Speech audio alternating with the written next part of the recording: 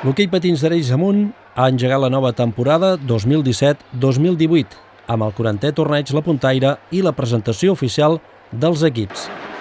El torneig, que enguany ha arribat a la seva 40a edició, ha durat tot el cap de setmana i des de l'organització han volgut que torni a ser un torneig competitiu com el d'abans. Els rivals que s'han agafat són rivals de nivell, que ens ho han posat molt difícil a tots els equips, des d'iniciació fins a, en aquest cas potser serà Hoquei Lliga. L'organització ha anat bé, els equips han estat contents, tot ha anat clavat com un rellotge, no se'ns ha desmadrat res, per dir d'alguna manera.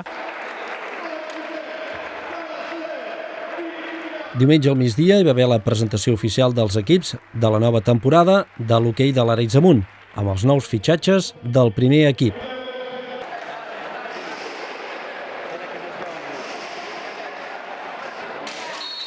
Posteriorment es va disputar el partit entre l'Arenys de Munt i el Sant Feliu de Codines de la categoria de Nacional Espanyola.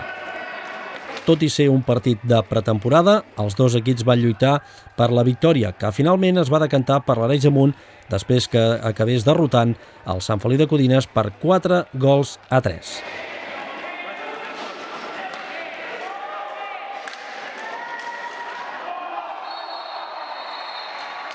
Pujar és complicat, mantindre's encara ho és molt més. Aquest és l'objectiu principal, evidentment que disfrutin, que s'ho passin bé. S'han fet bons fitxatges, crec que tenim potencial per mantenir-nos. Els nanos que pugen de darrere apreten molt.